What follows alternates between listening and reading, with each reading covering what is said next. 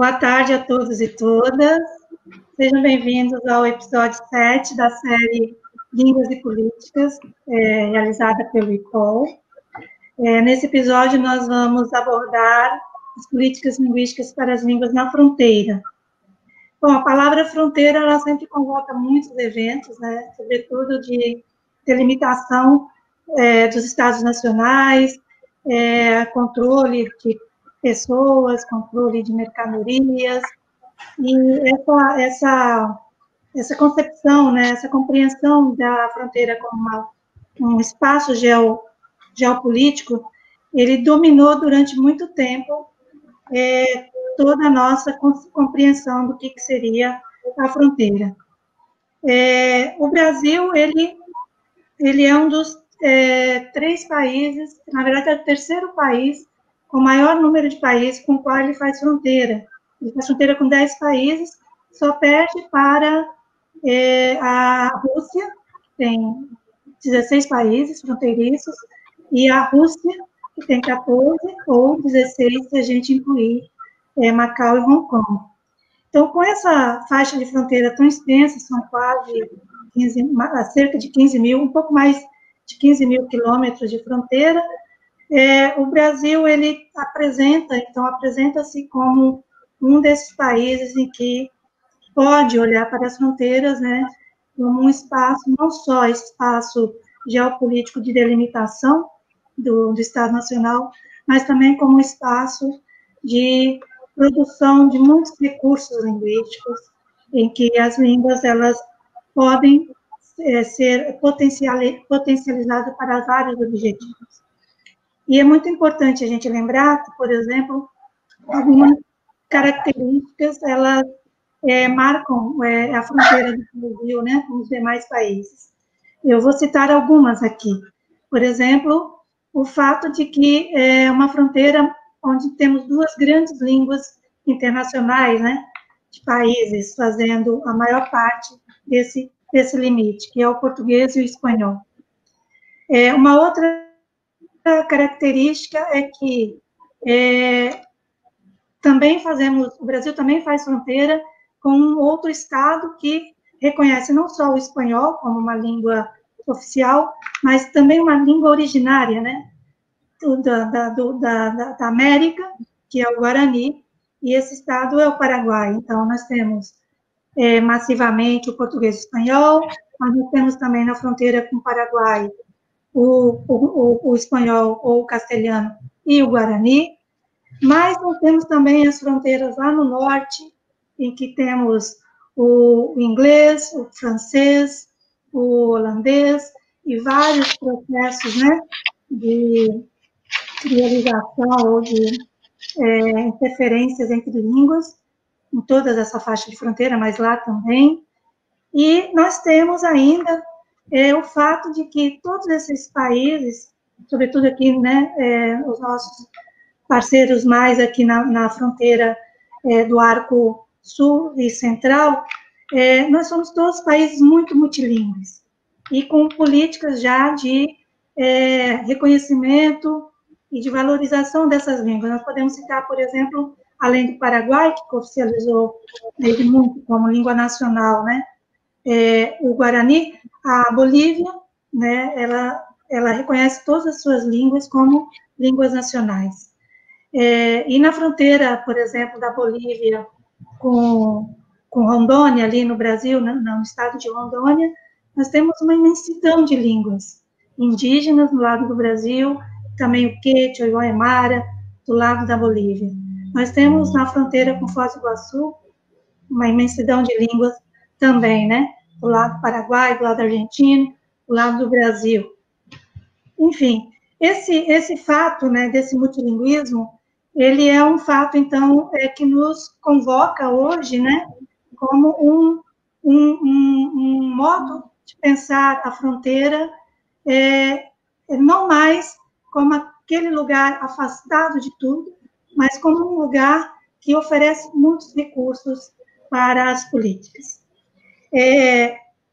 Muito recentemente, né, esse olhar para a fronteira, ele já se consolidou em algumas iniciativas, sobretudo a partir do momento em que o Mercosul ele ganha uma forma, né, ele passa a ser realmente um espaço de integração regional.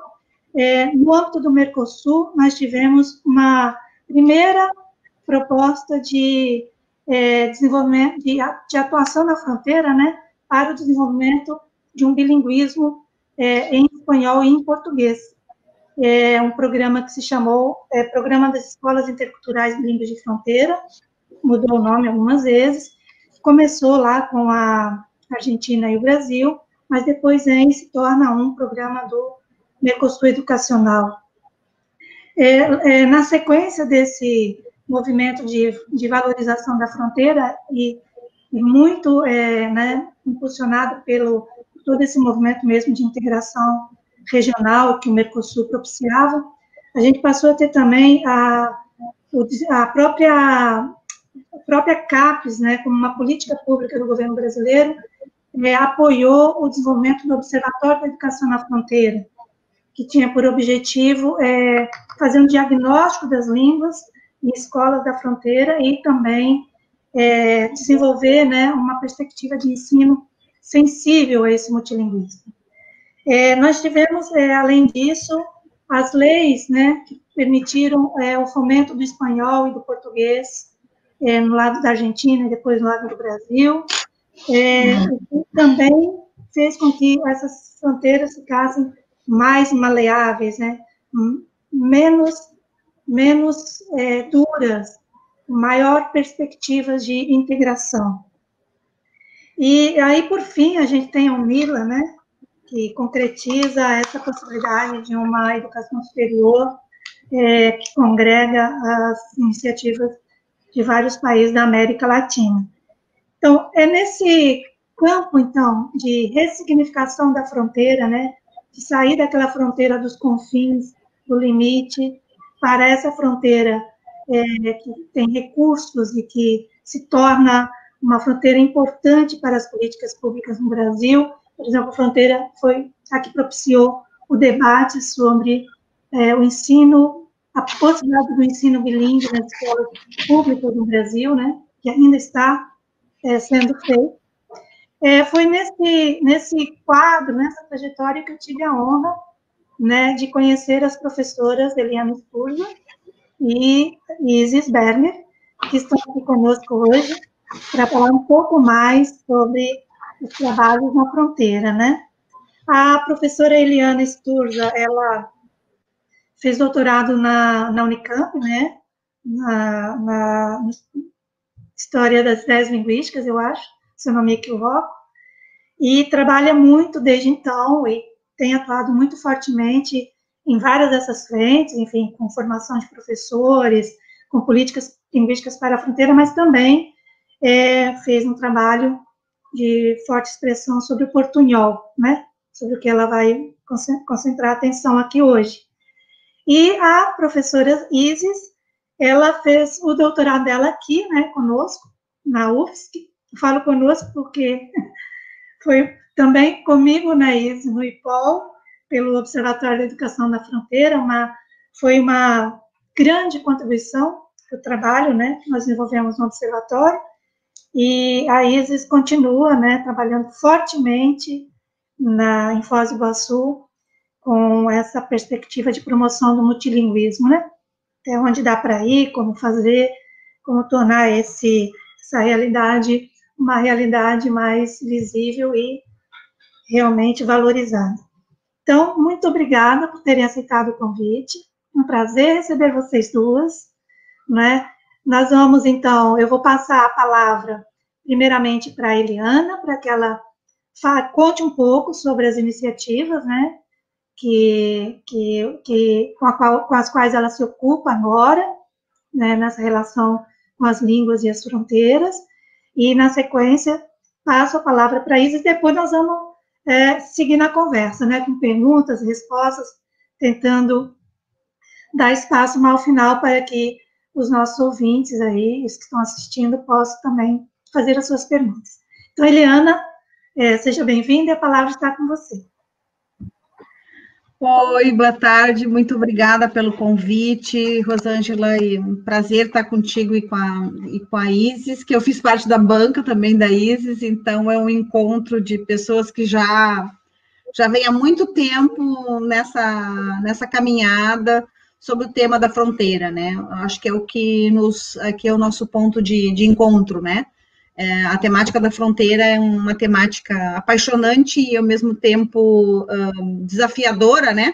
Porque, como a Rosângela comentou, né, aqui no início da nossa conversa, a gente tem uma extensão de fronteira tão grande, né, e tão diversa, e tão pluri, e tão cheia de pouco conhecimento sobre, né? A gente conhece pouco da fronteira, porque a gente sempre viu a fronteira como algo muito distante, né, muito periférico, muito os confins, como a própria Rosângela falou, né, e a gente teve, assim, a nossa própria experiência de atuação, né, nos projetos que a gente teve aí participação comum, né, como o projeto das Escolas de Fronteira, a gente veio sempre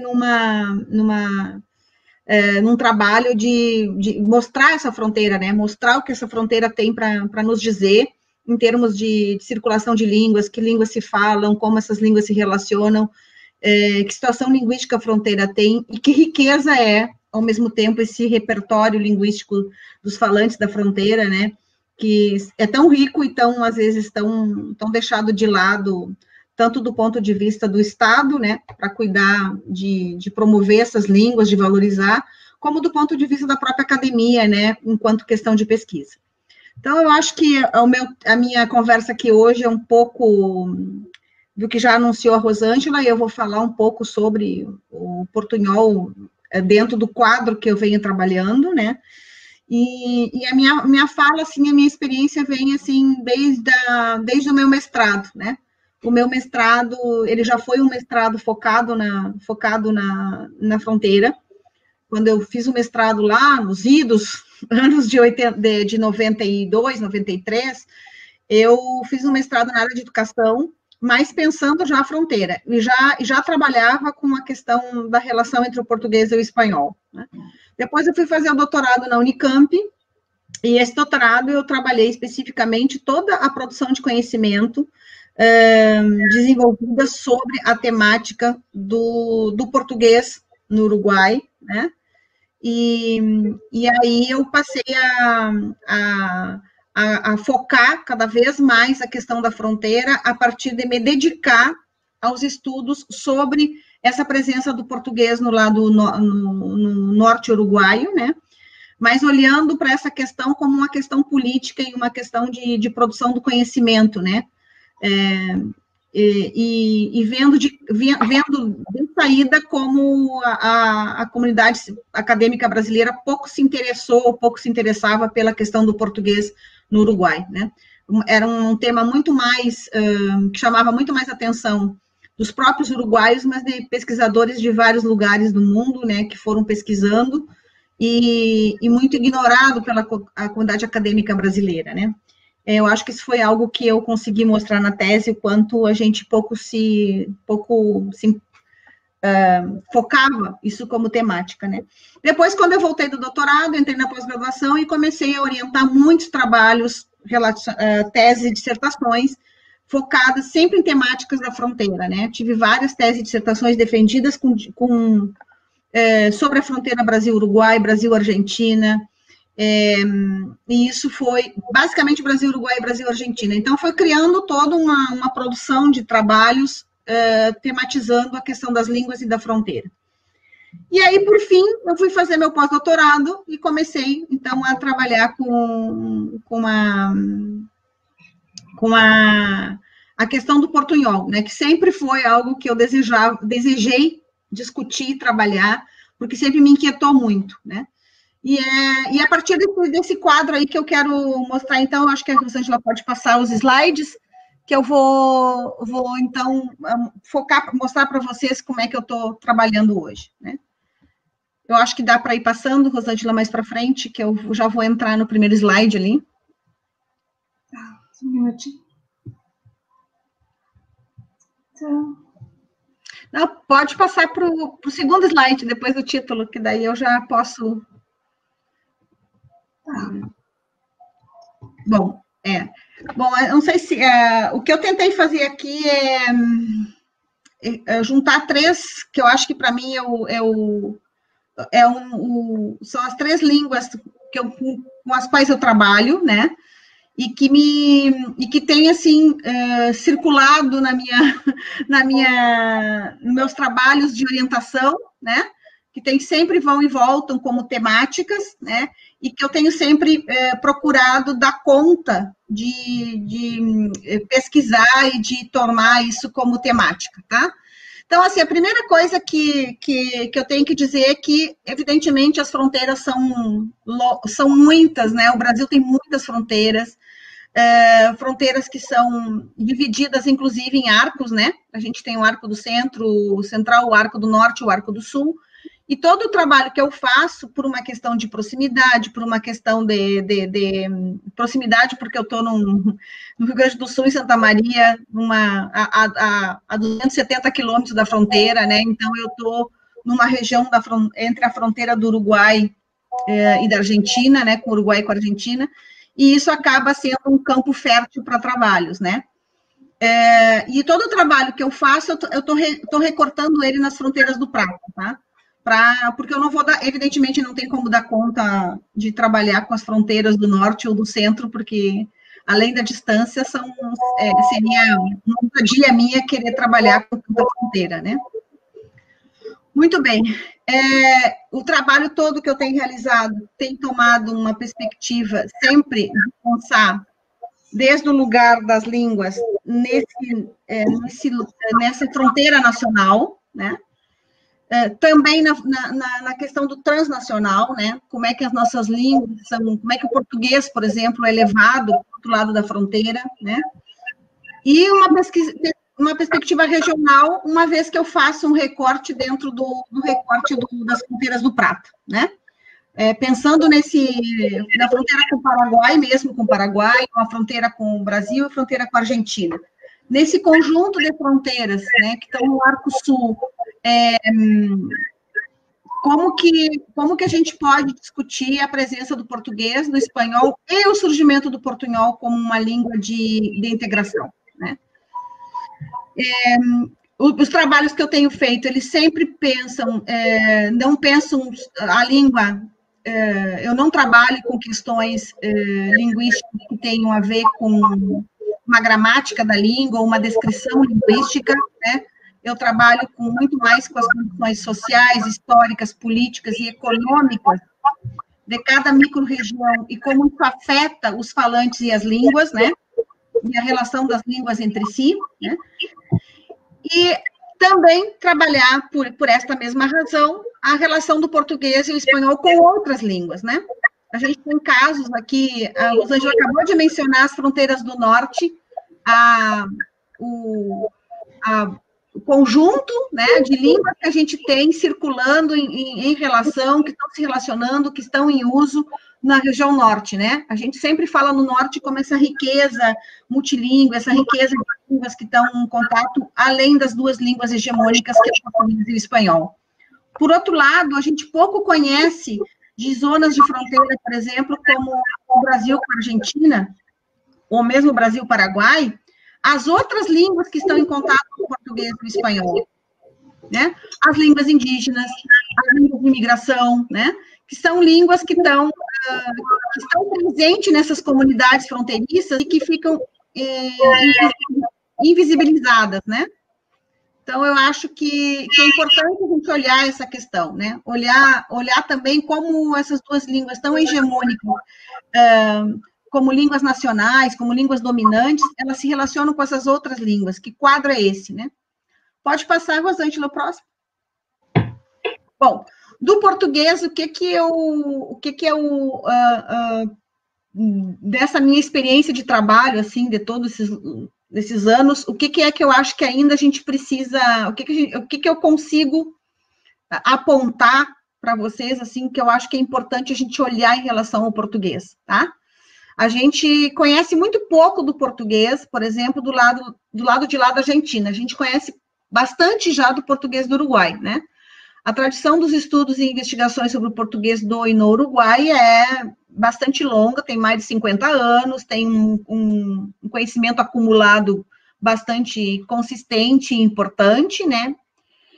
Com enfoques teóricos diferentes, abordagens diferentes, mas que fazem um conjunto de trabalhos que dá um panorama muito bom, né, e inclusive um panorama político do que é essa presença do português no Uruguai, né, ou do Uruguai, né, aí a gente também tem que discutir o português do Uruguai e no Uruguai, né.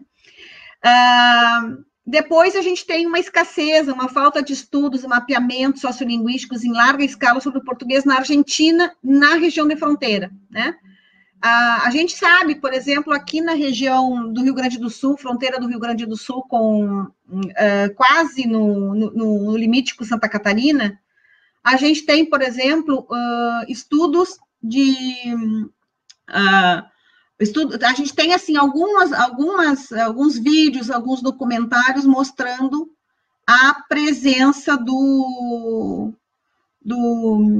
português em comunidades que, basicamente, o português é a língua familiar, né? Como o Soberbio, por exemplo, onde há uma comunidade de falantes de português bastante importante, e mais interessante ainda, não são necessariamente falantes de português como a sua primeira língua. São muitos teutos brasileiros que migram para o outro lado da fronteira, e que vão conviver em comunidade, às vezes em comunidades que também têm, além do espanhol, tem às vezes comunidades indígenas em contato, é uma região que tem presença, por exemplo, de guaranis, e isso faz com que essa fronteira seja muito mais multilingüe do que a gente imagina, né?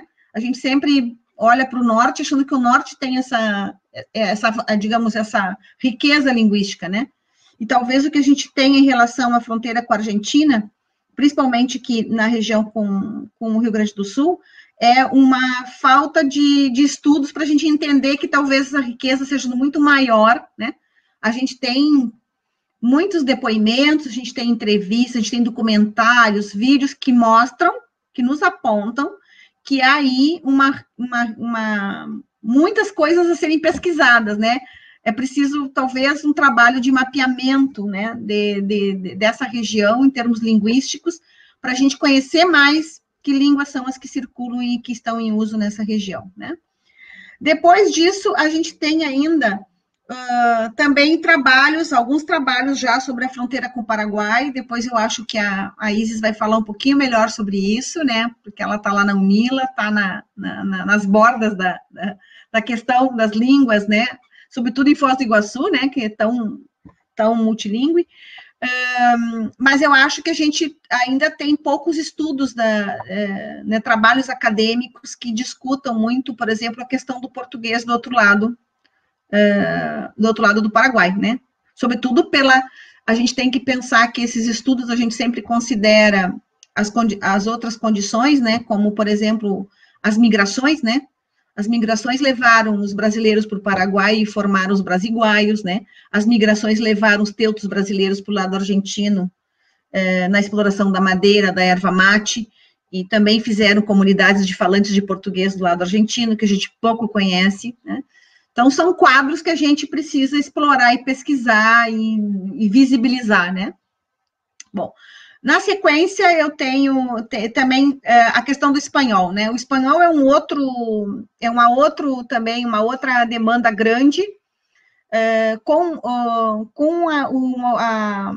tem uma falta de visão de conjunto, assim, de como o espanhol se apresenta, ou a presença do espanhol, como ele está no lado brasileiro da fronteira, né? Essas fronteiras, de fato, as pessoas falam espanhol, ou elas têm uma ilusão de que elas falam espanhol, né? Elas têm uma intercompreensão do espanhol, que espanhol é esse? Em que práticas sociais ele é usado, né? Em que situações os falantes se sentem cômodos para falar espanhol, né? Que grau de proficiência esses falantes têm? Quer dizer, existiria algum tipo de bilinguismo do lado brasileiro, né? em que medida existiria esse bilinguismo, né? Isso a gente não conhece, a gente conhece muito pouco sobre isso, alguns estudos esparsos também, que não mostram muito bem esse panorama para a gente, né? A gente não tem um trabalho de larga escala que nos mostre isso, né?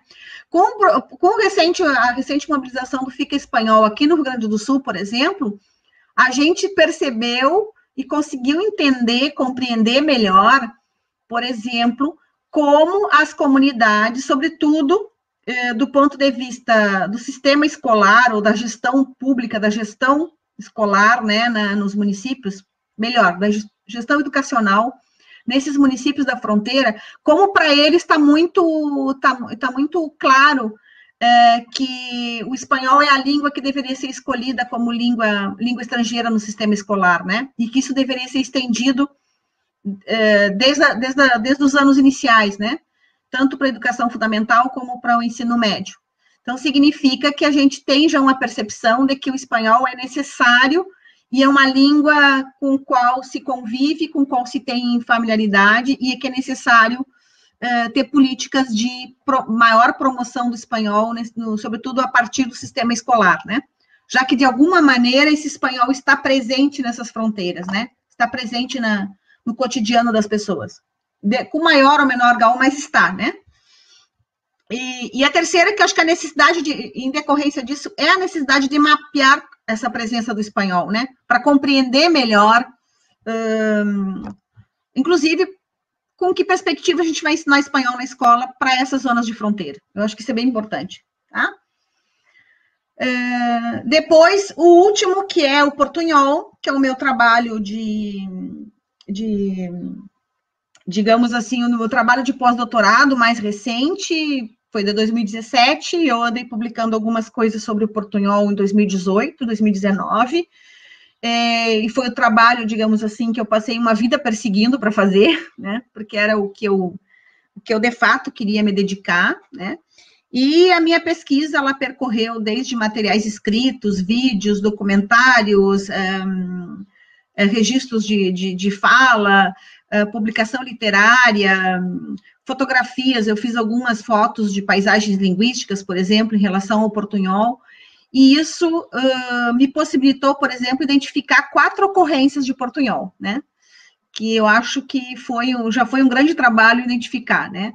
Não sei se exatamente com esses nomes que eu dei, porque a gente pode, ao longo de um trabalho acadêmico e de um trabalho de pesquisa, ir refinando, né, e chegando a novas conclusões. Talvez daqui a um tempo eu reveja essas designações que eu dei a essas 4 ocorrências, mas eu chamei de ocorrência justamente porque elas são, não quis chamar de variedade, porque acho que no caso do portunhol ainda estamos numa fase de mapear, né, de situar que portunhol é esse, para depois talvez pensar se há variedades de portunhol, né? Acho que é prematuro dizer que há variedades, eu prefiro chamar de ocorrências, né?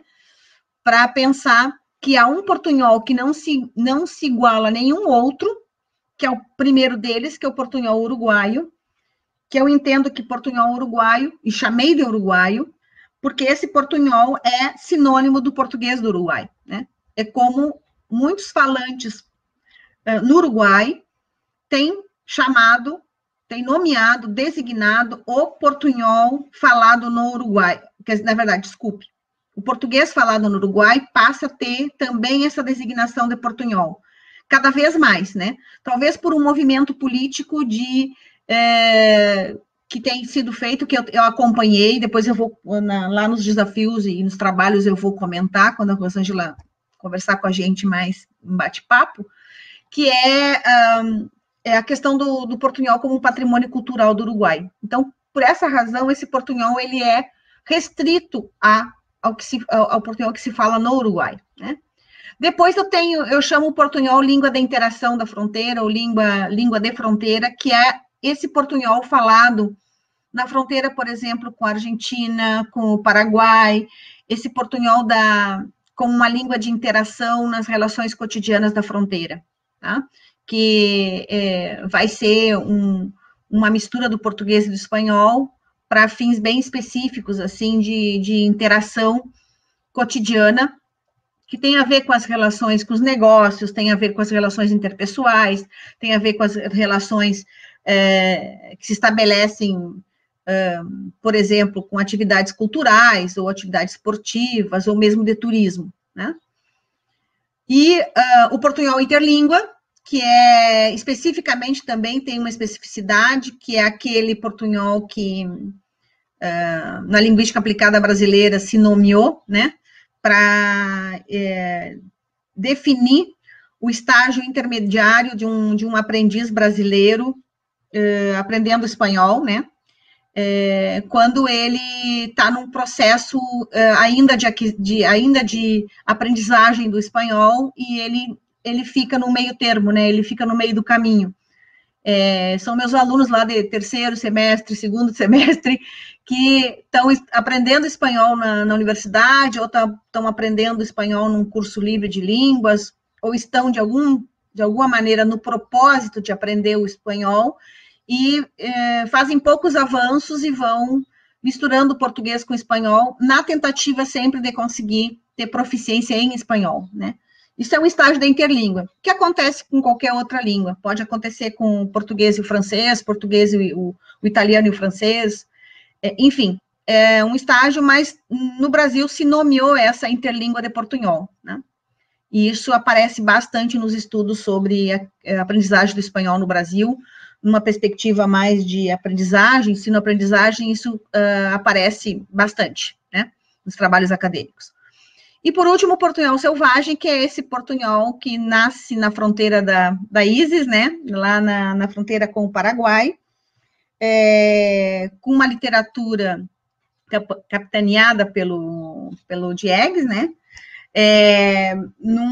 um portunhol selvagem, né, que ele chama de salvaje, que é uma escrita literária, né, que busca reproduzir como um recurso literário toda essa vida da fronteira, né, e essa língua que ele mistura, espanhol, português, guarani, às vezes aparece uma palavra em francês ou em inglês, é a língua significando a fronteira como esse lugar de trânsito, esse lugar de misturas, esse lugar de uma vida meio selvagem, né? Uma vida de periferia, uma vida dos confins, né?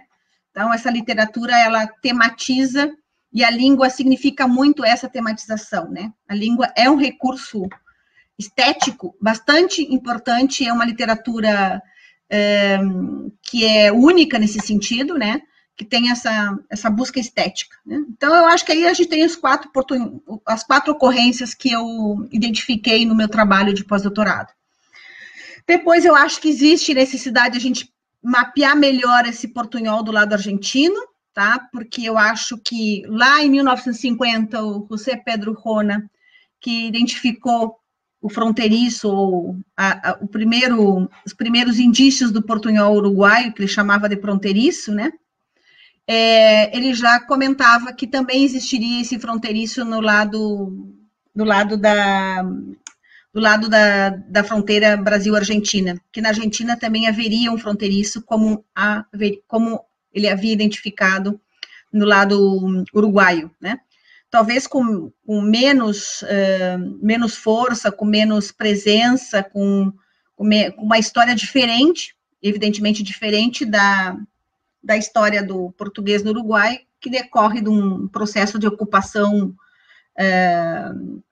de território de lusos brasileiros desde o final do século XVIII, né?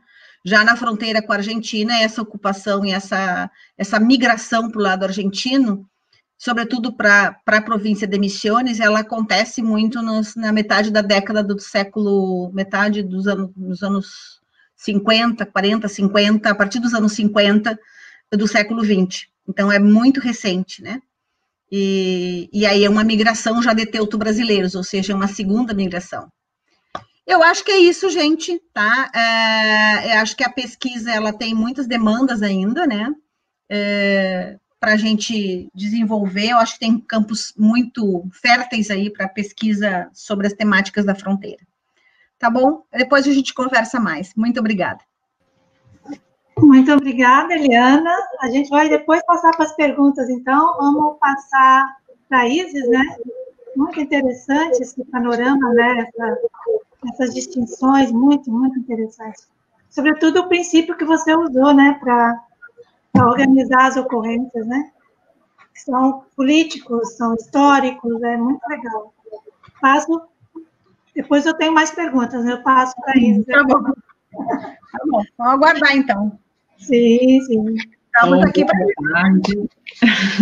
Boa tarde a todas, boa tarde a todos. Eu gostaria, primeiramente, de agradecer pelo convite, que muito me honra, né, poder estar aqui dividindo um espaço de fala com a professora Eliana, com a professora Rosângela Morello, que acompanharam, então, o desenvolvimento da minha pesquisa de doutorado em um recorte de fronteira, né, da faixa de fronteira, Brasil-Paraguai, em que eu pude verificar várias ações de gestão, então, dessa diversidade, da pluralidade linguística que existe na nossa fronteira. Então, minha primeira fala, então, tem esse tom de agradecimento. E relembrar um pouquinho, né, desse importante programa, importante programa que foi o Observatório de Educação na Fronteira, que me propiciou, então, olhar para a forma como as línguas, né, como as línguas estão posicionadas no espaço de escolarização, de que forma os agentes, a comunidade escolar olha para essas línguas. Então, realmente foi um projeto bastante importante, né, e que trouxe contribuições muito importantes no âmbito das políticas linguísticas. Eu queria pedir à professora Rosângela Morello, então, para apresentar os slides, de forma que eu possa expor, então, o tom da minha fala. No início. Vamos lá. Eu organizei essa fala, então, seguindo essa proposta de pensar as línguas nas fronteiras, né, eu organizei essa fala no sentido de olhar para as políticas linguísticas na formação inicial e continuada de professores e voltando um certo olhar para aquela instituição de ensino superior na qual eu venho exercendo, então, o meu lugar de docente, tanto no curso de graduação quanto na pós. Vocês podem visualizar aí esse mapa, então, a UniOeste está localizada próxima à linha de fronteira ali com o Paraguai, também com a Argentina, isso que a gente chama de tríplice fronteira.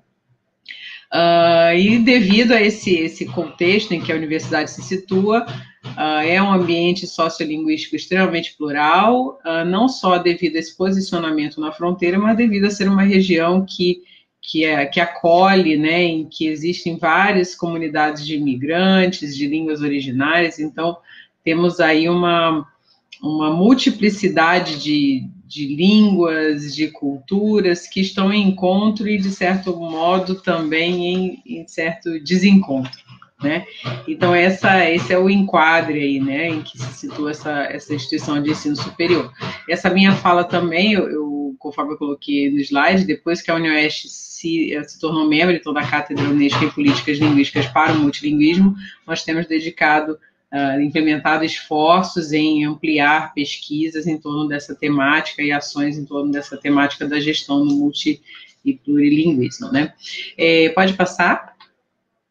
Esse primeiro slide que eu apresento aqui vai ao encontro do que a professora Rosângela já comentou, de certo modo, a professora Eliana Souza também já trouxe alguns elementos. Então, eu apresento aqui algumas das iniciativas sob a perspectiva de integração, intercâmbio linguístico-cultural e de acolhimento nas fronteiras. Então, temos aí já um número de ações, um número de políticas, né, que vem a discutir essa questão da diversidade de línguas nas fronteiras, sensibilizar as pessoas em relação a essa diversidade de línguas, essa diversidade de culturas, esses encontros, né, que muitas vezes não acontecem de forma... esses encontros são sempre desafiadores, né, esses encontros entre culturas e línguas diferentes. Temos aí um projeto, inicialmente um projeto, mas que depois se transformou em um programa que vai olhar, então, para as línguas na educação, sob uma perspectiva intercultural, né, que foi o projeto Escolas Interculturais Bilíngues de Fronteira, conforme a professora Eliana já comentou, que inicialmente foi uma ação bilateral Brasil e Argentina, depois isso vai se ampliar para outras fronteiras, e aí a gente vai ter em 2012 esse programa, o Programa de Escolas Interculturais de Fronteira, que as instituições de ensino superior federais, então, passam a gerir o programa, que inicialmente havia toda uma assessoria do IPOL. Temos aí, como iniciativa também, cursos técnicos bilaterais, exemplo da parceria IFSU e Conselho de Educação Técnico-Profissional da Universidade do Trabalho do Uruguai. Em 2006 se inicia essa proposta, depois Programa de Educação Bilíngue por Imersão em Escolas Públicas do Uruguai, então a professora Eliana comentou dessas muitas iniciativas e trabalhos que vêm sendo feitos já há bastante tempo e são bastante consolidados no Uruguai em relação ao português do e no Uruguai. Temos, então, uma outra iniciativa que foi terem fundado, então, essa Universidade Federal da Integração Latino-Americana, a UNILA, aqui em Foz do Iguaçu, no ano de 2010, que tem um projeto político-pedagógico bilíngue, mas a gente sabe que muitas outras línguas estão em contato, em circulação no âmbito da universidade, então, embora a proposta inicialmente seja um projeto bilíngue, a gente sabe que a UNILA é muito mais do que bilíngue, ela é plurilingue. Esse projeto do qual eu tive a honra de participar, coordenado pela professora Rosângela Morello, Observatório da Educação na Fronteira, que foi o OBDF, que ocorreu entre os anos de 2011 e 2013, que a partir de uma metodologia de pesquisação visou, então, ampliar o olhar sobre as demandas sociolinguísticas e socioeducacionais das fronteiras, então teve a participação de escolas, né, e professores e agentes dessas escolas na gestão desse projeto, né, participando, ampliando o seu olhar sobre a fronteira, sobre essas demandas dos alunos, né, em seus repertórios multiplurilingues na escola. Depois podemos mencionar aqui, atualmente, o Programa de Educação Bilíngue na Fronteira Brasil-Colômbia, né, que visa, então, ampliar a oferta da língua portuguesa nesse país. E aí eu menciono uma ação pontual aqui em Foz do Iguaçu, então, que tem, que é o seguinte, desse protocolo de acolhimento que foi desenvolvido, então, em parceria entre a UNILA e a Secretaria Municipal de Educação de Foz do Iguaçu, que visa a fornecer, então, elementos para que as escolas melhor acolham imigrantes, alunos estrangeiros em suas línguas, em suas culturas, então todo um protocolo que vai ser desenhado, né, para receber esses alunos em toda a sua diversidade de cultura, enfim. Então essas são algumas das iniciativas que eu pontuo aqui, para que a gente possa, então, perceber que muita coisa está sendo feita, muita coisa ainda precisa ser feita, mas é importante a gente ter, assim, esse histórico, esse conjunto de ações sobre, em torno das fronteiras, das línguas nas fronteiras, das culturas nas fronteiras, e dessa perspectiva de acolhimento dessas pessoas falantes de outras línguas e de outras culturas que migram, então, de um país a outro nesse recorte da fronteira. Pode passar, então, o próximo slide. E aqui eu volto, então, para a proposta dessa perspectiva que eu tento lançar aqui, falando de Foz do Iguaçu, né? Foz do Iguaçu é um ambiente sociolinguístico plural, conforme vocês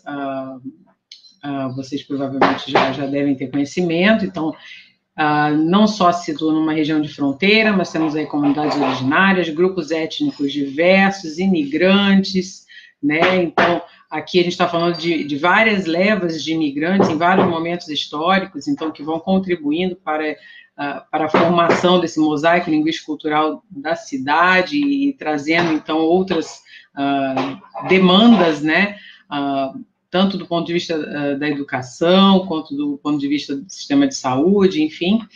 E é uma região também que temos políticas linguísticas oficiais nacionais que eu digo aqui que elas estão em desencontro, né? E por que eu digo isso? Porque se aqui no Brasil a gente tem uma política oficial, uma política linguística oficial nacional em torno da língua portuguesa, de uma só língua enquanto língua oficial nacional, ao lado de Libras, certamente, temos, do outro lado da fronteira, ali no Paraguai, uma política linguística que vai olhar para o país e descrevê-lo como país oficialmente bilíngue, né? Isso já traz, assim, um elemento adicional para que a gente possa pensar, por exemplo, no trânsito desses alunos que vêm de lá para cá, ou que vão daqui para lá, ou seja, que vão entrar em sistemas educacionais que estão dentro do enquadre político-linguístico de um país que é desenhado ou oficial nacional em uma língua única e outro oficial nacional em mais de uma língua, né? Ou seja, dentro já de uma perspectiva bilíngue. Por isso que eu digo, então, que são enquadres político-linguísticos, muitas vezes, encontro e desencontro, né? Esse ambiente multiplurilingue que a gente verifica no nosso entorno social, ele vai se ver refletido nas escolas públicas e nas escolas privadas, né? Salvaguardando, né, a medida de cada um e de outro. Então, existe um determinado perfil que vai para as escolas públicas, outros que vão para a escola privada, mas a gente vai ver essa diversidade em ambos ambos os espaços de escolarização, né, o que vai levar a uma necessidade de nós pensarmos a formação inicial e continuada dos professores que vão atuar, então, nessas escolas, né, que vão se deparar, então, com essa multiplicidade de saberes, de línguas, nesse espaço de escolarização, e que muitas vezes não têm uma formação, não receberam uma formação, né, que seja adequada no sentido de que possam confrontar esse desafio de lidar com esses tantos saberes, né? Isso tudo é, de certo modo, bastante recente e que precisa um olhar, né, bastante sensível por parte das instituições, pelo menos a meu ver, de ensino superior para formar pessoas dentro desses enquadres, né? Bom,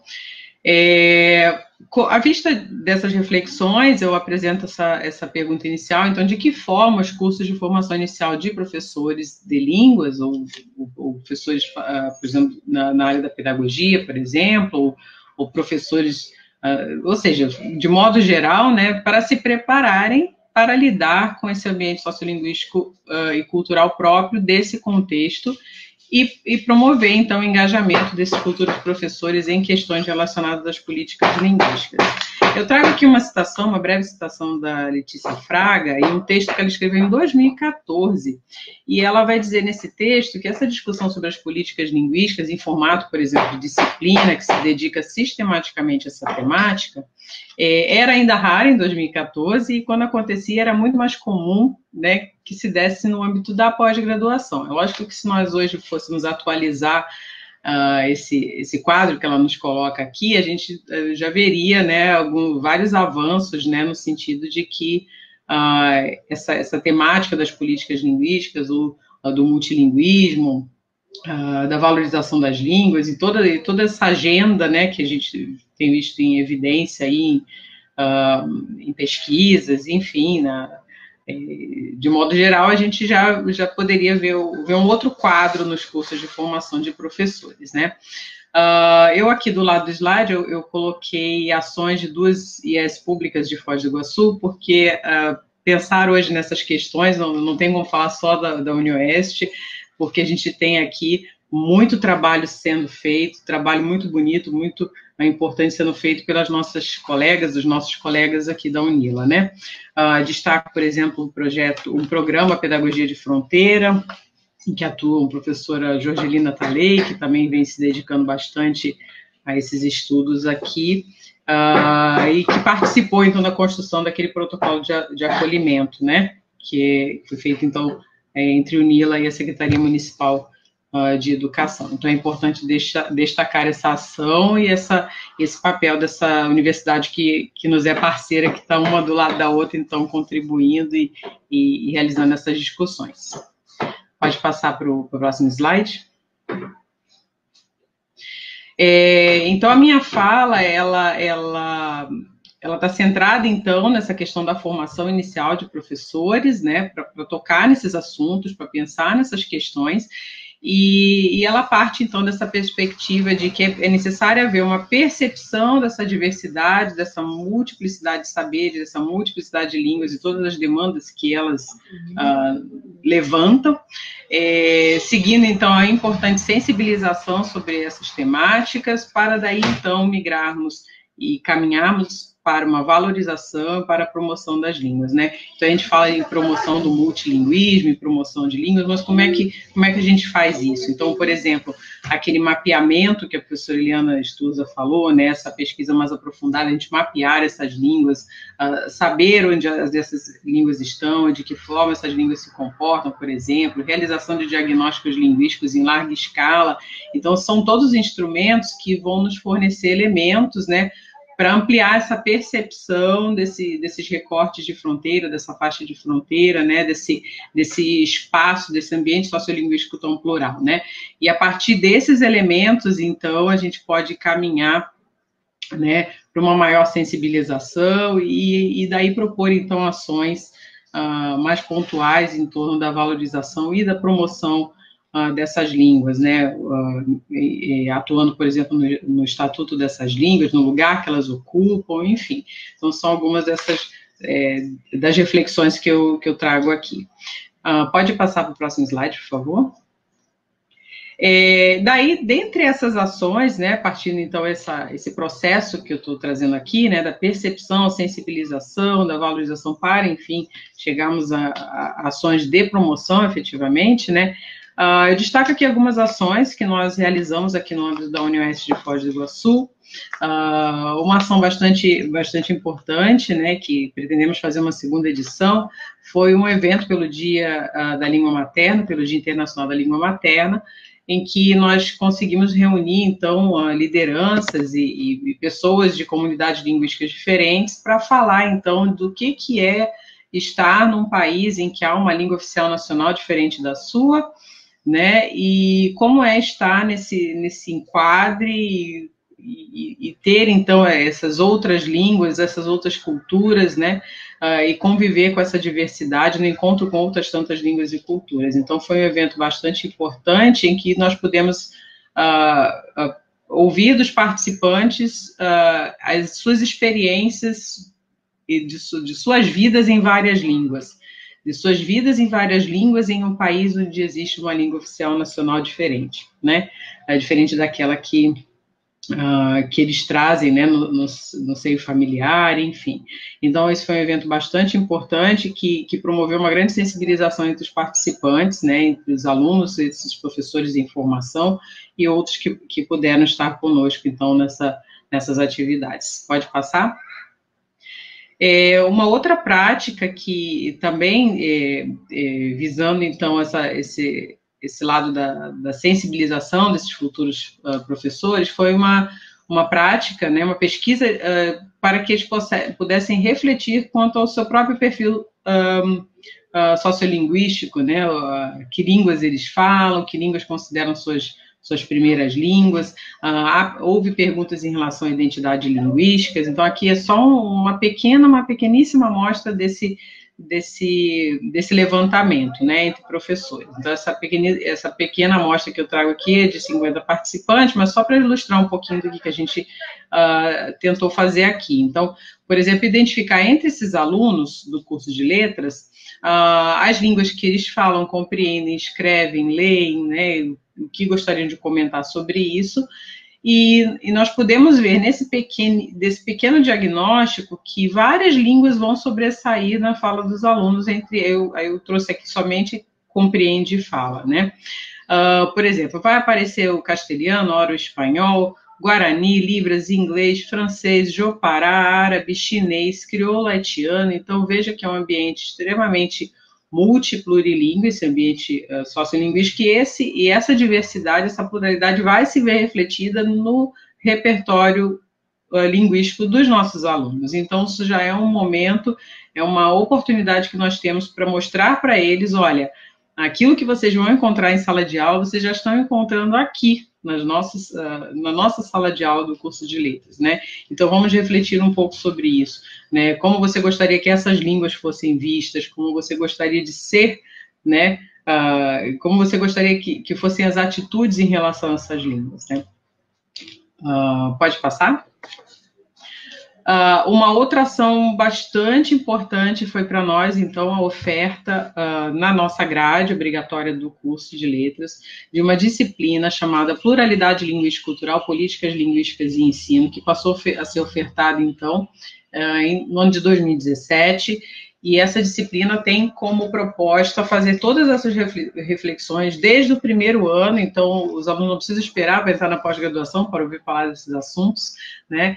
Então, eles vão começar a refletir sobre todas essas questões já no primeiro ano de letras, nessa disciplina específica. Então, a gente problematiza toda essa questão da pluralidade linguística cultural, das fronteiras, dessas políticas linguísticas, ações de gestão de línguas, enfim. É uma disciplina que vem nos trazendo, assim, muitas reflexões, né, muitas alegrias também, muitos desafios, e que nós temos, assim, conseguido um trabalho bastante importante, né, tenho conseguido colher frutos bastante importantes dessa disciplina, né. Uma das atividades que nós realizamos é justamente uma pesquisa em paisagem linguística, a professora Eliana Studer já comentou sobre isso na sua fala, né, essa questão da paisagem linguística, então, no intuito de fazer com que esses alunos possam refletir já sobre o multilinguismo, relações de poder entre línguas e comunidades, já observando essa paisagem pública, urbana, as línguas que estão dispostas nessa paisagem, enfim. Então, isso também é uma iniciativa no âmbito da formação dos professores. Pode passar? E, mais recentemente, esses dois projetos também, no âmbito da UniOeste, um projeto de extensão chamado Multilinguismo e Sociedade na Tríplice Fronteira, que hoje está acontecendo uma atividade que é um grupo de estudos em multilinguismo e educação, em que nós temos refletido também e discutido bastante a questão das diretrizes para a educação plurilingüe, né, essas novas diretrizes, né, para a oferta de educação bi e plurilingüe no país, e esse projeto também prevê um número de ações, eventos e engajamento, né, da comunidade, dos alunos, enfim, para a gente discutir, então, esse fenômeno das políticas linguísticas do multilinguismo na região. E um projeto de ensino também, que nós ofertamos agora nesse ano de 2020, na modalidade remota, que também teve como intuito sensibilização sobre o que é estar no mundo com muitas línguas, viver, estudar e ensinar nessa diversidade. Ambos os projetos aí, a gente também tem a parceria da professora Renata Alves de Oliveira. Eu também eu preciso destacar as ações que a minha colega professora Maria Helena Peri Santos, não precisa mostrar esse último slide, a professora Maria Helena Peri Santos, né, uma professora bastante experiente, que vem há anos pesquisando, então, o fenômeno da presença, né, da identidade dos brasiguaios aqui na nossa fronteira. Esse slide não precisa mostrar, então acho que a gente pode interromper por enquanto. Então essas são algumas das iniciativas, seguindo aquela pergunta inicial que a professora Rosângela nos fez.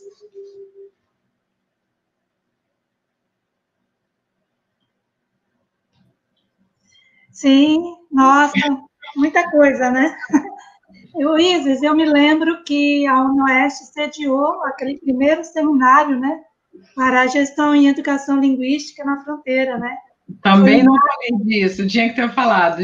Primeiro seminário, o GELF, Seminário de Gestão. Isso, outra ação também. Foi um momento de profunda abertura e reflexão, né? Então, me lembrei muito disso.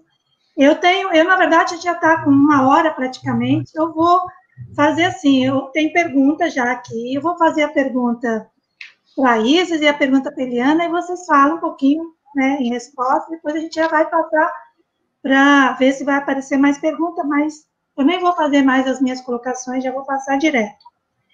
Então, Eliana, a pergunta que chegou para você é a da Laura, né, lá da Unila. Ela escreveu assim: essas diferentes designações de portunhol que você traz são essenciais para compreender as nuances desse processo de identificação com as línguas. Você analisaria essas possibilidades de desconstrução dos estereótipos quanto ao portunhol? Essa é a pergunta para você. E para Isis, tudo isso que você falou, né, tem desafios. Se você poderia, né, destacar alguns que têm sido, assim, que tem também sido desafios, mas que você também tem tido como estímulo, né, para produzir novas ações. Então, Eliana e depois Isis. Então, tá bom. Bom, agradeço a Laura pela pergunta, né, e eu acho que estereótipos foi o que me moveu a discutir o portunhol, a pensar como eu já tinha uma bagagem, assim, de conhecimento, de trabalho, de acompanhar, por exemplo, o movimento de reivindicação do portunhol como patrimônio cultural no Uruguai. Eu participei de umas 3 ou 4 encontros, nas discussões, né, participei porque é um movimento que vem muito mais do pessoal da produção cultural, envolvimento com agentes culturais locais, né, isso aconteceu a partir de Rivera, e Rivera se considera quase essa capital do patrimônio cultural, né, e do portunhol como patrimônio cultural. E eu acho que vendo tudo isso e percebendo que esse portunhol do Uruguai, a maneira como os uruguaios se relacionavam com o que eles estavam chamando do que era portunhol, é tão distinto do que a gente vê do lado no Brasil, é tão outra coisa, que eu pensei, nossa, nós temos um estereótipo de portunhol que tem muito mais a ver com uma coisa negativa do mal falar, né? Porque portunhol está ligado a duas coisas. Duas coisas para mim, é comum em quase todo, pelo menos talvez no portunhol selvagem não, porque ele dá a volta no sentido de transformar isso em algo como recurso estético, né? Mas nos outros 3, o que a gente vê sempre é uma relação entre sempre tem na base do portunhol a ideia do mal falar, né? Não falar nenhuma língua nem outra, e, evidentemente, a ideia da mistura, né? Então, mistura e mal falar são a base do que constrói o que é o portunhol. Então, trabalhar com isso, eu tentar mostrar que ocorrências são essas e diferenciá-las, exatamente nesse sentido, de que esses estereótipos não são... A gente tem que trabalhar um pouco para conhecer o que eles são, porque eles não são iguais, né? Eles nascem de situações diferentes, e talvez a partir disso pensar um pouco, pensar na direção de que a gente tem que sair desse lugar de que isso é um erro, de que isso é mal falar, de que isso é, na verdade, um recurso, não é um problema, não é uma problemática para o ensino, não é um problema para quem fala isso, né? Porque, afinal, o falante, ele quer interagir, ele quer se integrar, ele está na busca de interagir com o outro, ele não está ali para ser condenado criar estigmas de que está falando mal o português ou o espanhol, né? Do mesmo modo, na sala de aula, né? Ficar apontando que falar portunhol é errado na sala de aula para o aluno e dizer, olha, a tua proficiência, isso aí nunca foi um espanhol, isso aí é um portunhol, para mim, matar todo e qualquer desejo do aluno de aprender espanhol. Fazer com que ele pare ali e não vá para frente, né? Uhum. E aí, sim, ele vai ficar com a ideia de que portunhol é uma coisa ruim, que ele nunca vai falar bem nenhuma língua nem outra, né? Quer dizer, não vai falar a língua que ele está aprendendo, né? Que é horrível, mas é mais ou menos como algumas estratégias de ensino colocam o portunhol dentro do ensino formal das línguas, né? Eu não resisto. Eu não resisto, porque a minha pergunta vai um pouco nessa direção que você está dizendo, que é assim, você diria, então, que o portunhol selvagem é o que está ocupando mais esses lugares institucionais e tendo o estatuto dele realmente promovido, ou as outras ocorrências também você conseguiu identificar esses espaços de institucionalização e de valorização? Não. Eu acho que a valorização, se a gente for pensar em espaço de valorização, talvez o lugar onde isso está ocorrendo é pela literatura, né? O texto literário está levando isso, porque isso dá ao portunhol uma valorização enquanto uma literatura marginal, periférica, mas uma literatura que ela é significada pela língua. A língua é um recurso fundamental para essa literatura, né? Sem essa língua, essa literatura não existe, né? Ela é um recurso estético, mas é um recurso literário que vai exatamente desenhar que lugar essa literatura ocupa, né? Que é uma literatura da fronteira mesmo, desse lugar do confim, do abandono. O Fabiano Severo diz muito, né? É lá onde o lugar do abandono, né? A literatura de uma língua que não é de ninguém, né? Por exemplo, o título do livro dele, o Viento de Nadie, é isso aí, né? É o lugar nós não somos os nadas, né? Mas não somos ninguém, né?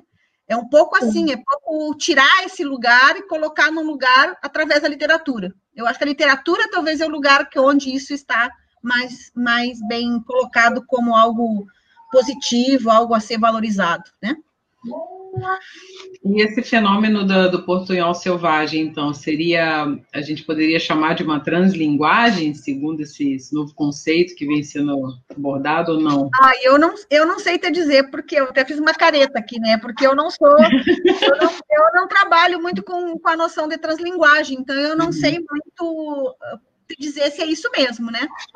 Eu acho que ele é um lugar de confluência, né? O portunhol selvagem ele tem essa beleza da confluência dessas línguas que estão em circulação e que são vivas na fronteira, né? E o portunhol uruguaio, por exemplo, que não tem toda esse contato ou essa presença de outras línguas, por outro lado, tem uma coisa de reivindicação de patrimônio e identitária, né? Que tem muito a ver. As pessoas que falam do outro lado do Uruguai, elas começam a reconhecer o portunhol como algo que as identifica de modo diferente em relação à capital, em relação a Montevidéu. É como dividir o Uruguai entre norte e sul, né? Nós, do norte, queremos uma língua que nos identifique, porque nos identifica enquanto sujeitos fronteiriços. Somos de um lugar que é o mais pobre, o mais abandonado, o menos valorizado, né? Então, é uma forma de tomar essa língua como um lugar de reivindicação, né? Como um elemento de reivindicação. Eu acho que nessas duas literaturas, eu acho que tem algo de comum também, de convergência. Né? Eu fiquei pensando aqui na ideia do Jopará também, né? Desse contínuo entre uma língua e outra, então, se seriam línguas construídas da mesma forma, vamos dizer, seriam práticas linguísticas que seriam mais ou menos similares, né? O portunhol de um lado e o Jopará de outro. É um bom trabalho, um bom desafio. Aí, uma nova tese. Não, sério, é um bom desafio para pensar como é que essas línguas de contato elas vão, que dinâmicas elas têm, a partir de que lugar elas se constroem, de necessidades de troca, de intercâmbio, de vida, né? Essa vida da fronteira traz essa necessidade desse intercâmbio, né? E como é que elas, entrando em contato, elas vão produzir essa língua que é uma língua que está muito mais relacionada com uma ideia de identidade fronteiriça, né? Eu acho que vale a pena pensar por aí. E sobretudo, eu acho que atribuir esse estatuto de língua, né, e não de um desvio, ou de um... Porque se como processo, não existe outra coisa no mundo, senão essas línguas assim, né, que são esses processos todos, né, então, acho que chamar de língua é uma ótima também forma de... Não, eu nego chamar de dialeto, nego chamar de desvio, de chamar de qualquer coisa, porque eu acho que é língua, né? É sujeito falando, são pessoas que usam isso como um recurso identitário muito, muito consciente, né? Então, acho que não dá para dizer que não é língua, né? Isis. Então... Daí eu acho que eu amarro aqui a minha fala. Com tudo que a Eliana já falou, então acho que a gente precisa, um dos desafios estaria em nós pensarmos aquilo que é fronteira geográfica, aquilo que é fronteira política, aquilo que é fronteira linguística, desenhada a partir dessa fronteira que é política, que escolhe determinadas línguas, que oficializa determinadas línguas. Então, esse seria um primeiro desafio, né, que eu pensei aqui. E repensar também a forma como nós avaliamos essas práticas linguísticas que são próprias da fronteira, né? As atitudes em relação a essas línguas que são próprias da fronteira. Então, aí estaria um grande desafio para nós na educação, né? Como é que a gente faz isso, né? Sensibiliza professores, formadores em relação a essas práticas que são próprias da fronteira, né? E que muitas vezes não são legitimadas a partir de uma língua que é escolhida para ser oficial nacional e que possui uma norma X e um formato X, né? Um outro desafio, talvez, seria ampliação de rede, de grupos de pesquisa, né, que problematizem essas temáticas, envolvimento de outros sujeitos, formação de agentes, né, que possam efetivamente construir políticas, né, públicas para essas regiões de fronteira. Nós, enquanto formadores, professores, inserirmos-nos também nesses espaços, né, de decisão, né, espaços decisórios em relação às línguas. E um outro ponto, aí eu falo como também professora de língua inglesa na instituição, seria da gente pensar em formas de valorizar e promover o multilinguismo, em espaços onde ainda predominantemente marcados por uma língua estrangeira dominante, que seria o inglês, né? Então, entrando um pouco naquilo que a professora Eliana falou, né? O lugar do espanhol na fronteira, o lugar do espanhol nas escolas, como é que a gente teria que ver isso, né? Eu penso... São questões, assim, a se pensar. Eu penso, assim, uma questão que é importante, né, que a Isa está falando, né, já que a gente está nesse bate-papo, eu estava conversando com a Angelise aqui, que está nos assistindo, e que a gente está conversando sobre um projeto, a gente está pensando num projeto maior, assim, para pensar algumas questões, mas, por exemplo, uma outra coisa que eu venho perguntando sempre, que eu acho que a coisa política mais importante do espanhol é abrir a janela para o plurilingüismo na escola, né? No momento que a gente lutar pelo espanhol na escola, é tirar a hegemonia do inglês e abrir o espaço para a entrada de outras línguas. O espanhol tem um papel fundamental em quebrar essa barreira, né? E aí possibilitar a luta por uma oferta mais plurilingüe. Mas é o espanhol que tem que fazer esse papel, porque é ele que vai romper com isso. O inglês está estabelecido. O que a gente precisa é fazer o espanhol não perder esse lugar e fazer ele entrar de fato, assegurar que essa oferta vai ser garantida, né, através de leis, de emenda constitucional. Aqui em Santa Maria mesmo, a gente está brigando porque o espanhol não é ofertado nas escolas do município, né, e a gente teve um comprometimento da Câmara de Vereadores que ficou por isso mesmo, durante o período do Fica Espanhol. Abriram 2 vagas para concurso, até hoje não foi realizado o concurso, foi suspenso por causa da pandemia, mas 2 vagas no município do tamanho de Santa Maria é ridículo, né? 2 vagas para trabalhar em que escola? Onde, né? Então, não tem planejamento, não tem gestão, não tem planejamento de oferta, e a gente precisa fazer isso de maneira gradativa, mas não perder o foco de que o espanhol, para mim, o grande potencial dele é abrir espaço para outras línguas. No momento que a gente tiver o espanhol, a gente quebra esse lugar hegemônico do inglês e a gente consegue atrair mais, começa a mexer na cabeça das pessoas, na importância que é falar outras línguas, ter contato com outras línguas, valorizar as outras línguas, né? Eu acho que é pedagógico, né? É um sistema pedagógico. Talvez a gente devesse trabalhar contribuindo um pouquinho com a reflexão, né, com a ideia de que essa binariedade só, língua materna e língua estrangeira, não é suficiente mais.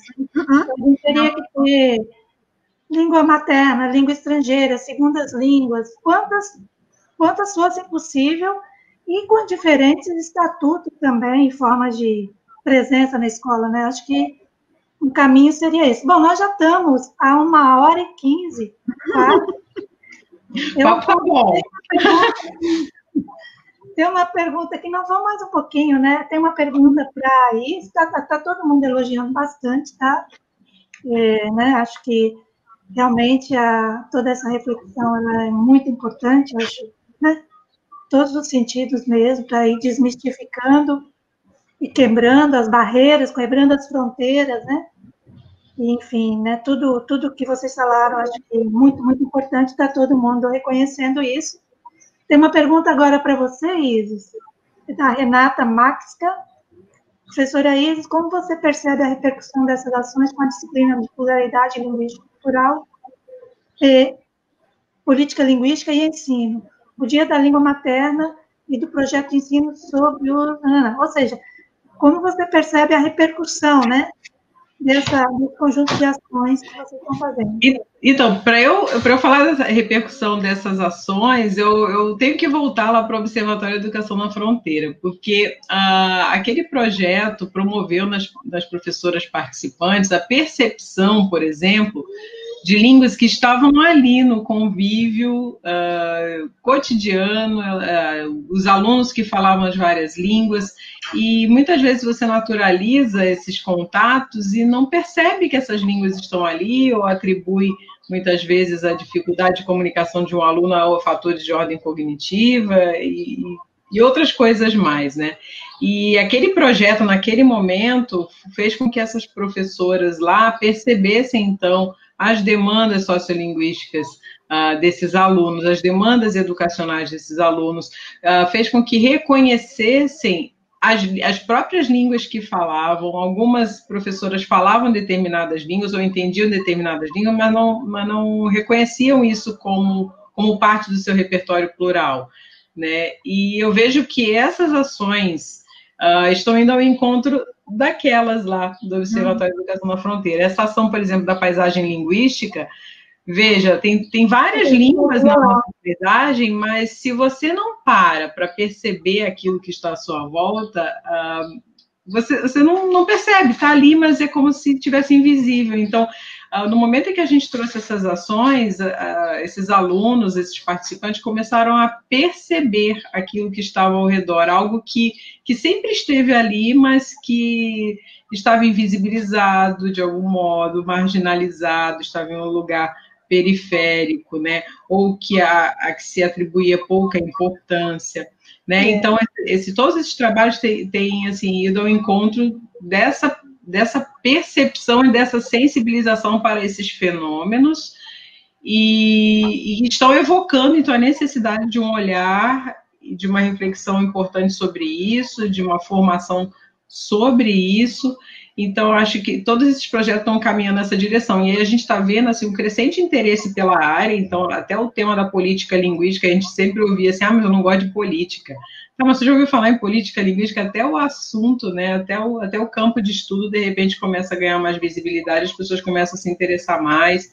Tem mais alunos querendo, então, fazer suas pesquisas, tanto em nível de iniciação científica, TCC, e aí mestrado, doutorado. Então, tudo isso está andando junto aí, né?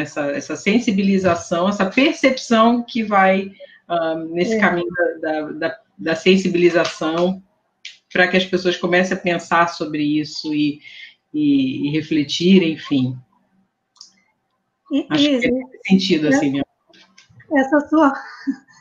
Essa sua fala me deixa bem emocionada, né? Porque quando a gente pensou no Observatório de Educação na Fronteira, lá, que a gente, né, aí está falando de um projeto que eu coordenei, né, em parceria com várias instituições, com escolas na fronteira, e a ideia era essa mesmo, era dar tempo para o professor, que estava lá na escola, tinha um sistema em que os professores, a escola, tinha que envolver 2 turmas no projeto e tinha que ter um coordenador na escola.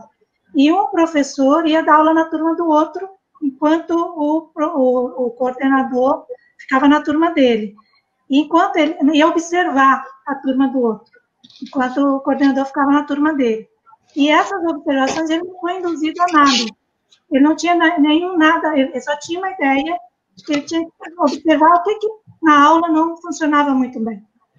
E não demorou muito, demorou acho que umas 3 semanas para eles concluírem que tinha questões aí de alunos que eram colocados de lado, porque não estavam aprendendo, não interagiam, e que tinha a ver com a língua. Então, assim, acho que o OPDF foi uma complementaridade do OPIDF, mas ele tinha esse ganho, né, de dar esse tempo mesmo para o professor ir lá, observar, construir uma hipótese, trazer para reflexão, trazia para nós, a gente conversava, não dava resposta, ele voltava lá. Aí foi construindo uma compreensão desse processo. Então, eu fico muito feliz de ouvir a sua... Agora sou eu falando, né? Porque a fronteira também é um negócio que me provoca muito, né? Adoro trabalhar com tudo isso de fronteira. Então, obrigada, Isis, né? Porque eu acho que é um reconhecimento de todo o trabalho que a gente fez junto, né? O IPOL possibilitou também, enfim, muito legal isso. E eu acho que a gente tem que encerrar, né? Porque senão vai ficar muito longo. Eu agradeço, mas eu quero passar a palavra para vocês fazerem qualquer comentário, né? As pessoas podem acessar de novo, podem ter contato de vocês também, quem não tem ainda, escrevendo para a gente, né? Mas a gente tem todos os episódios gravados lá. Mas eu passo antes a palavra para vocês falarem algumas palavras para a gente se despedir, né? Faltou café. O café virtual não saiu, né? Mas, bom, vamos lá, então, acho que começa por mim, né? Eu quero, claro, agradecer de novo o convite, acho que essa temática, ela rende muitas lives, né? Eu acho que a gente pode fazer vários recortes e fazer várias lives, né? Porque ela faz com que a gente coloque a fronteira no centro da temática, né? E, Rosângela, a fronteira entra uma vez na gente e não sai nunca mais, tá? Isso é o que faz... É um grupo. Não sai mais, a fronteira não sai da gente, né? E uma vez que a gente fica... É impressionante como a gente se apaixona, né? Porque é um ponto de observação, assim, que a gente é tomado por ele, né? Até é perigoso quando a gente precisa fazer distanciamento para poder olhar o objeto quando a gente está fazendo pesquisa, porque senão a gente é tomado demais, né? Pelo o envolvimento que a gente desenvolve trabalhando com fronteira, né? E agradecer, claro, de vocês e dizer que acho que a gente tem muita coisa para trabalhar. A fronteira é uma potência em temáticas, né? Para a gente pensar, sobretudo ter um projeto, eu acho um projeto político enquanto pesquisador, enquanto professor, enquanto apaixonados pela fronteira que seja, né? A gente tem um projeto político de dar evidência à fronteira nesses recursos maravilhosos que a gente tem na fronteira produz, né? E que às vezes são tão mal vistos, né? Porque sempre se dá aquela tarja na fronteira, que a fronteira é esse lugar do... Né, criminalidade, contrabando, de tudo que é tipo de coisa negativa, né? Uhum. E a gente precisa ajudar a olhar de outra maneira, né? De mudar esse olhar. E principalmente de quem está na fronteira, trabalha, educa, está na escola, né? Quem está lá fazendo a gestão da escola, fazer essa fronteira, entrar para dentro da escola num olhar positivo e não num lado negativo, né? Isso é a nossa tarefa política, né? Para isso que a gente, eu acho que discute fronteira. É isso, gente. Obrigada, tá? Então, eu agradeço mais uma vez pelo convite, professora Rosângela, a honra de estar com vocês duas aqui. Confesso que deu um frio na barriga. Aí sim, né? Menos, né? Por favor. Esse momento aqui com vocês duas. Eu queria fazer um comercial. Nós lançamos recentemente o livro Políticas de Gestão do Multilinguismo, Práticas e Debates, e há uma série de textos que vão falar da fronteira. Então, o livro é esse daqui, né? E temos capítulos aí que vão problematizar a questão da formação na fronteira. Tem um capítulo maravilhoso da professora Jorgelina Talei, da UNILA, que vai falar sobre essa pedagogia de fronteira. Eu escrevo um capítulo também sobre o papel da pesquisação como instrumento político-linguístico para a valorização das línguas nos espaços escolares de fronteira. Então, temos aí contribuições bastante bacanas nesse livro que saiu agora em 2020. Então, fica aí essa indicação, né, de leitura, e mais uma vez, de todo o coração, agradeço aí pela oportunidade desse bate-papo, né, e por toda essa experiência aí, né, que eu fui acumulando aí no contato com professoras aí, pesquisadoras como vocês. Estou ouvindo. Microfone Abriu o microfone, Rosângela. Bom, eu que agradeço, né? O IPOL tem tido o privilégio de contar com reflexões muito importantes, que a gente tem feito também a título de documentação, né? De uma trajetória de trabalho, que é muito importante, e de tornando essa trajetória, que já é de 21 anos, mais presente. Então, eu agradeço muito vocês terem vindo, terem contribuído, tá? Eu quero convidar todo mundo para próximo episódio, na semana que vem, que vai ser, na verdade, um pouco diferente, porque o IPHAN, estamos nós todos comemorando 10 anos do Inventário Nacional, da Política do Inventário Nacional da Diversidade Linguística. 10 anos do decreto, né? Porque a discussão da política começou em 2004, então já tem 16 anos. Mas vai ser um evento em que a gente vai poder falar dos inventários, né? Então, no dia 24 tem uma abertura, temos nós, que vamos falar dos inventários com os quais nós temos trabalhado. No dia 25 vai ter o inventário do Yanomami, e no dia 26 vai ter uma apresentação do mapa uma versão digital do mapa do Minuendaju, que é feito, que estava feito uma parceria do IPHAN com esqueci qual universidade no Nordeste. Enfim, eu estou convidando vocês para que vocês venham, né? Participem também, vocês são todos muito bem-vindos, muito obrigada. Eliana e Isis, né? A reflexão de vocês é muito importante, e a gente vai voltar a conversar sobre tudo. Parabéns pelo livro, Isis, parabéns pela pesquisa, Eliane, tá? E seguimos, então, adiante aí. Boa semana para todos, muito obrigada a todos que estiveram presentes também aí, nos assistindo online. Até mais, então, e nos vemos na semana que vem.